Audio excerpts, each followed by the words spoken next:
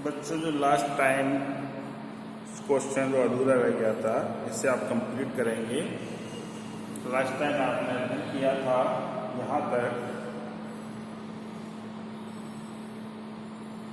इस वायरस में इसकी जो बाहरी आवरण है इसमें S35 रेडियोधर्मी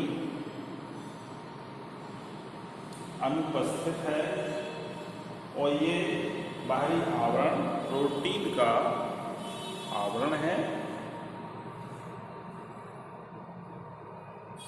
डीएनए में S35 रेडियोधर्मी अनुपस्थित है एवं इसके आवरण में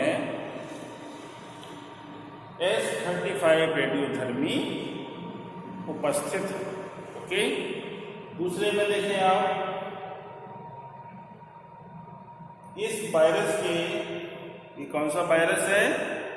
बैक्टीरियोफेज वायरस, जीवाणु भोजी विषाणु। यहां देखें बच्चों, डीएनए में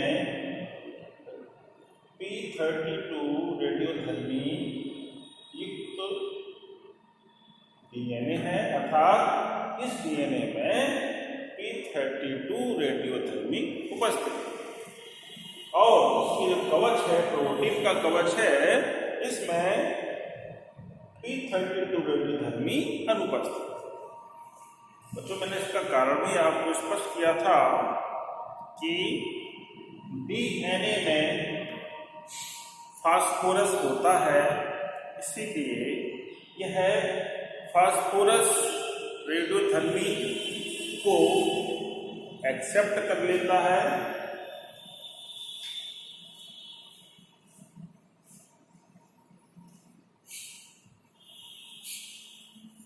इसलिए यह इसमें उपस्थिति अपनी दिखा रहा है।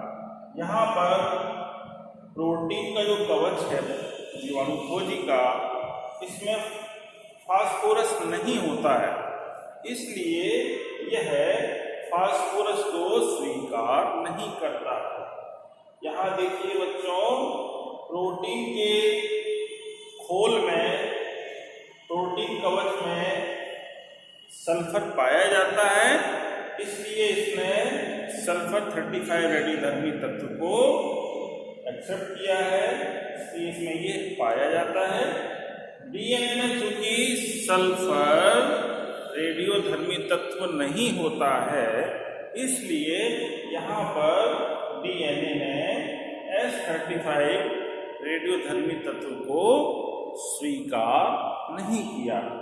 अब इन्हीं को हम ऊपर लेंगे और आगे के क्रम में बढ़ते हैं बच्चों। अब देखें, आप यहाँ देखिए इन डायग्राम्स को, पहले पूरा आप इसको देख सकते हैं और इसको आप देख सकते हैं, साथ में अध्ययन कर सकते हैं। अपने पुस्तक से ये चित्र आप बनाएंगे, कंप्लीट करेंगे।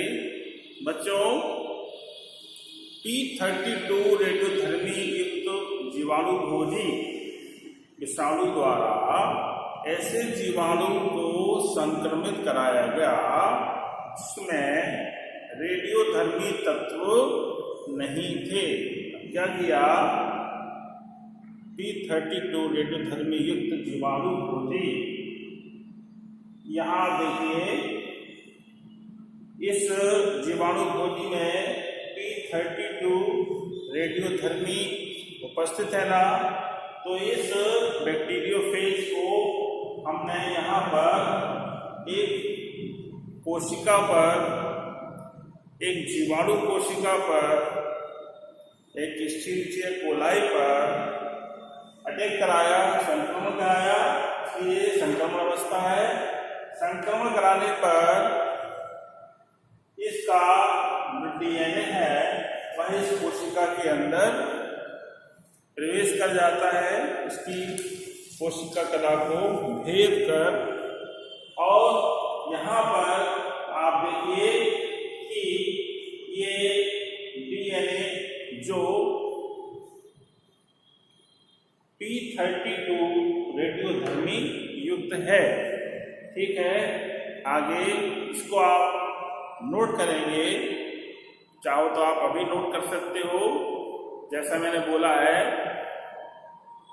P32 रेडियोधर्मी युक्त जीवाणु भोजी विषाणु द्वारा ऐसे जीवाणु को, ध्यान दीजिए बच्चों, ऐसे जीवाणु को, ये जीवाणु किसका है ना, ऐसे जीवाणु को संक्रमित कराया, इसको संक्रमित कराया जिसमें रेडियोधर्मी तत्व नहीं है, इसमें रेडियोधर्मी तत्व नहीं है।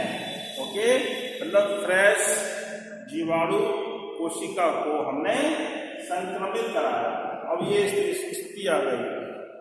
ठीक है बच्चों, नेक्स्ट, संक्रमण के पश्चात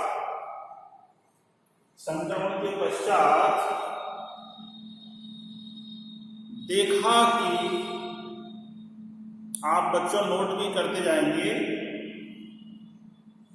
संक्रमण के पश्चात देखा कि समस्त जीवाणु रेडियोधर्मी हो गए थे। जब, देखिए बच्चों ध्यान दीजिए, अभी आपको अब देखना है, समझना है।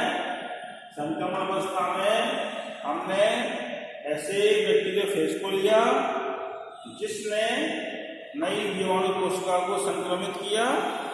ठीक है, संक्रमण के पश्चात इसका डीएनए जो रेडियोधर्मी P32 युक्त है, यह कोशिका के अंदर, जीवाणु कोशिका के अंदर प्रवेश करता है और इसने इसको संक्रमित किया।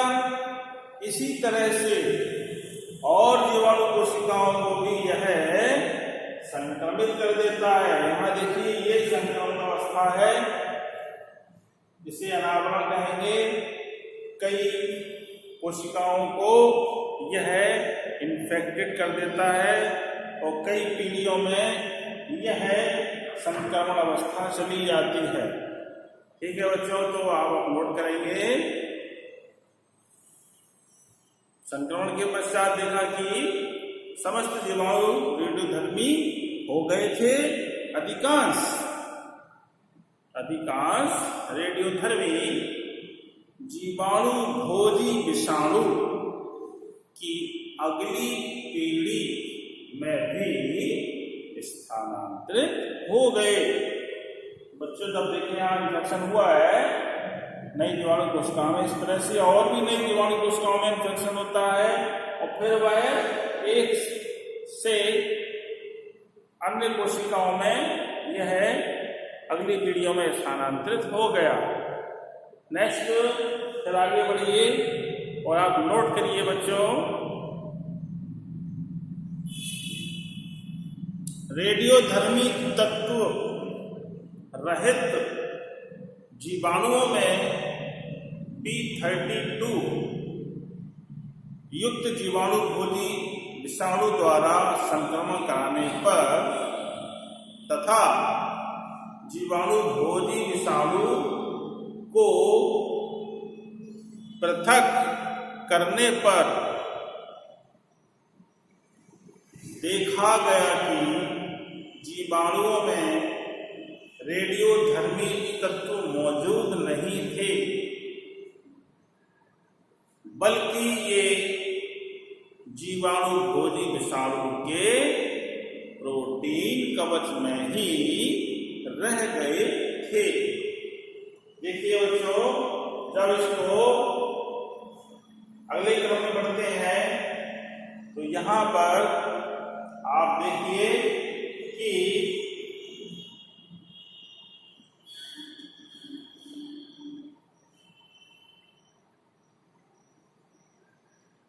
रेडियोधर्मी तत्व जो यहाँ पर प्रोटीन के कवच में हैं वो कौन से हैं? S35। ठीक, थोड़ा सा ध्यान देना होगा बच्चों आपको। वे रेडियोधर्मी तत्व जो सल्फर युक्त है वह सल्फर 35 रेडियोधर्मी जो रेडियोएक्टिव पदार्थ है वह तो प्रोटीन कवच में है, ना कि डीएनए में। और दूसरा P32 रेडियोधर्मी रेडियो एक्टिव एलिमेंट, वह कवच में नहीं है बल्कि डीएनए में है। अब यहां आप देखेंगे आफ्टर सेंट्रीफ्यूगेशन का केंद्रण के पश्चात जब हम इन दोनों स्टेजेस को जब यहाँ स्टेज दबाती है अनावरण के पश्चात तो जीवाणु कोशिका जो कि संक्रमित है, इस कोशिका का हमने अब केंद्रण किया, सेंट्रीफ्यूगेशन किया। सेंट्रीफ्यूगेशन एक बड़ा मशीन होती है, उस मशीन में सेल्स को डालकर और मशीन को चलाया जाता है। जस्ट लाइक दिस, ये मशीन है। यहाँ हमने जीवाणु कोशिकाओं को डाला और यह तेजी से रोटेट करती है मशीन। ये मशीन जो है, ये वाला पार्ट तेजी से रोटेट करता है। रोटेट करने से इन सभी में मूवमेंट होता है। दिस प्रोसेस इज कहलाती है सेंट्रीफ्यूगेशन। मीन्स सेंटर की ओर ये सभी मूव करते हैं और इस तरह से घूमते हैं। तो बच्चों, इस प्रोसेस के बाद हमने पाया कि कोशिकाओं में S35 रेडियोधर्मी का पता नहीं लगा। क्यों नहीं लगा? क्योंकि वह तो बैक्टीरियोफेज की कवच में थे। प्रोटीन का जो कवच होता है यहाँ थे, इसलिए यहाँ पर जो रिजल्ट हमें मिलेगा कोशिकाओं में S35 रेडियोधर्मी का पता नहीं लगेगा। और S35 रेडियोधर्मी का पता लगेगा इसमें जो इनके प्रोटीन के कवच हैं। तो हम यहाँ पर प्रोटीन के कवच कैसे बना सकते हैं? ये है प्रोटीन, ये बैक्टीरियोफेज है जो आफ्टर सेंट्रीफ्यूगेशन अलग अलग हो गए। और यहाँ आप देखिए कि इनमें S35 रेडियोधर्मी उपस्थित है। ठीक है बच्चों, तो ये आपका कंप्लीट हुआ ये वाला पार्ट। दूसरे पार्ट में देखिए आप, कोशिकाओं में फास्फोरस 32 P32 रेडियोधर्मी का पता लगा। क्यों पता लगा? क्योंकि कोशिका के डीएनए में फास्फोरस 32 पाया जाता है। क्यों पाया जाता है? क्योंकि डीएनए में फास्फोरस होता है, इसलिए। तो कोशिकाओं में फास्फोरस 32 रेडियोधर्मी का पता लगा। ओके।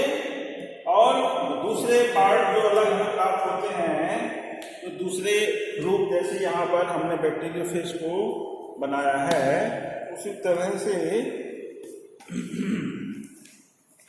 जो यहाँ पर भी हम बैक्टीरियोफेज को बनाएंगे, क्योंकि बैक्टीरियोफेज अलग हो जाते हैं और कोशिकाएं, जीवाणु कोशिकाएं अलग हो जाती हैं। तो बच्चों आप देखिए, ये जो बैक्टीरियोफेज हैं, इन बैक्टीरियोफेज में फास्फोरस 32 रेडियोधर्मी का पता नहीं लगा। क्यों नहीं लगा पता? क्योंकि यह डीएनए में आ गया। तो बच्चों ऐसा क्यों होता है? अब हमें लास्ट कंक्लूजन में ये देखना होगा, उपरोक्त प्रयोग सिद्ध करता है कि जीवाणुओं में डीएनए ही वह पदार्थ है, जीवाणुओं में डीएनए ही वह पदार्थ है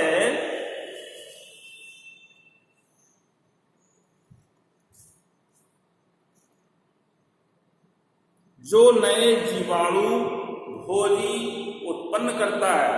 ठीक है बच्चों, अब यहाँ पर जीवाणु भोजी विषाणु का डीएनए जब यहाँ आ गया है, तब ये जीवाणु भोजी विषाणु का डीएनए क्या करेगा, इस जीवाणु के डीएनए को अपने कंट्रोल में ले लेगा, अधिग्रहण कर लेगा, उसके ऊपर उस पर कब्जा कर लेगा, और कब्जा करके ये mRNA मैसेंजर mRNA को बनाकर इस डीएनए पर छोड़ेगा, और इस डीएनए को संदेश वाहक mRNA के द्वारा आदेश प्राप्त होगा, और यह अपनी संख्या में वृद्धि करेगा। इसके लिए होंगे, इसमें वृद्धि करेगा और अनेक बैक्टीरियोफेज का फॉर्मेशन होता है। जब अधिक बैक्टीरियोफेज बन जाएंगे तो इसकी मेम्ब्रेन को यहाँ से बस्ट कर दिया जाएगा और ये यहाँ से कई जगह से बाहर निकल जाते हैं। इस तरह से शरीर में विषाणु अपना कब्जा जमाते हैं, अपने बुरे प्रभाव को छोड़ते हैं। इसी प्रकार से कोशिकाओं पर ये अधिग्रहण करते हैं और उस जीव को इन्फेक्टेड कर देते हैं, संक्रमित कर देते हैं। बच्चों आगे देखें, यह सिद्ध हो गया कि डीएनए ही आनुवंशिक पदार्थ है। इस प्रकार से सिद्ध हो गया है कि ये डीएनए ही आनुवंशिक पदार्थ है जो एक पीढ़ी से दूसरी पीढ़ी में जा रहा है ना। प्रोटीन नहीं, डीएनए आनुवंशिक पदार्थ है, प्रोटीन आनुवंशिक पदार्थ नहीं है। इसके अतिरिक्त डीएनए में फास्फोरस होता है, डीएनए में फास्फोरस होता है, प्रोटीन में नहीं होता। ये जान गए हैं आप अच्छे से कि डीएनए में फास्फोरस पाया जाता है और प्रोटीन में फास्फोरस नहीं होता। एवं प्रोटीन में सल्फर होता है और फास्फोरस नहीं होता। ठीक है बच्चों, तो आपने आज ये समझ लिया। लास्ट में आपसे और कुछ संक्षिप्त रूप से उससे बताना चाहूंगा कि डीएनए और आरएनए में किस प्रकार से उन्होंने अंतर स्थापित किया। बच्चों, डीएनए एक आनुवंशिक पदार्थ है, डीएनए में फास्फोरस होता है और रेडियोधर्मी फास्फोरस ने इसको संक्रमित किया और वह डीएनए जब बैक्टीरियोफेज वायरस किसी जीवाणु कोशिका पर अटैक करता है तो वह इसमें अपने डीएनए को छोड़ देता है। तो यह डीएनए जो है अपनी संख्या में वृद्धि करके अपने समजीवों को बनाते हैं और कई पीढ़ियों में इस प्रकार से डीएनए पहुंचता है और आनुवंशिक जो मटेरियल है इस बैक्टीरियोफेज वायरस का वह इस जीवाणु कोशिका के द्वारा कई पीढ़ियों में आगे चला गया। तो डीएनए क्या हुआ, एक आनुवंशिक पदार्थ, प्रोटीन नहीं है। इस बात का कैसे प्रमाणीकरण होता है, आप देखें बैक्टीरियोफेज वायरस में प्रोटीन है। कहाँ है प्रोटीन? बैक्टीरियोफेज वायरस के कवच में है और प्रोटीन में फास्फोरस नहीं होता है। जब प्रोटीन में फास्फोरस नहीं होता है, सल्फर होता है, तो इसके प्रोटीन कवच में सल्फर रेडियोधर्मी पाया जाता है। अब यहाँ देखिए कि सल्फर किस प्रकार से आनुवंशिक पदार्थ नहीं हो सकता है, ये आपको समझने का बिंदु है। तो यहाँ आप देखें बच्चों कि जब इस बैक्टीरियोफेज ने एक जीवाणु कोशिका पर आक्रमण किया तो इसने डीएनए अंदर छोड़ा, ना कि प्रोटीन कवच। ओके, तो अब ये डीएनए को अंदर छोड़ने के बाद ये अलग हो गया इस जीवाणु कोशिका से। यह कवच यानी कि बैक्टीरियोफेज अलग हो गया, उसने इसमें क्या छोड़ा, डीएनए छोड़ा। तो अब देखिए आप यहाँ पर जो डीएनए है, इसमें जो डीएनए है, इस डीएनए में कोई इन्फेक्शन सल्फर का नहीं है। सल्फर का इन्फेक्शन कहाँ था बच्चों, इसमें था, और ये अलग हो गया। तो जब अगली पीढ़ी में अब इससे भी और जब जीवाणु कोशिकाएं बनेंगी तो उन जीवाणु कोशिकाओं में कोई इन्फेक्शन नहीं है, वो इन्फेक्शन यहाँ अलग होकर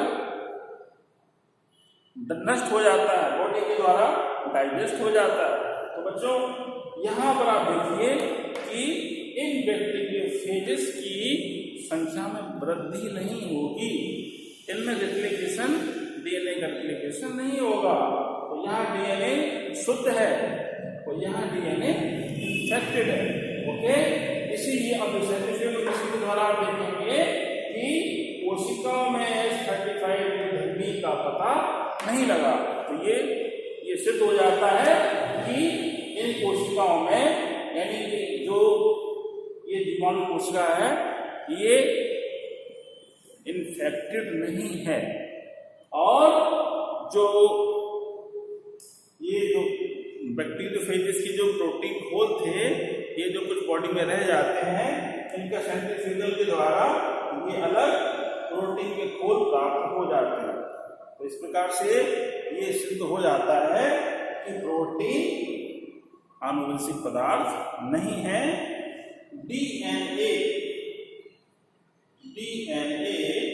आनुवंशिक पदार्थ होते हैं। ठीक है बच्चों, इसे आप बार बार अध्ययन करें इसका, और पूर्ण रूप से वीडियो देखने के बाद, नोट करने के बाद, और आप इसको बार बार अध्ययन करें और अपने शब्दों में इसको लिखें। इसके पश्चात भी यदि आपको कहीं पर कोई कंफ्यूजन है तो बच्चों से आप नोट कर लीजिए। शनिवार के दिन, सैटरडे को, सभी समस्याओं पर जो इस सप्ताह की हैं उन पर हम चर्चा करेंगे और आपको समझाने का पुनः प्रयास करें। धन्यवाद।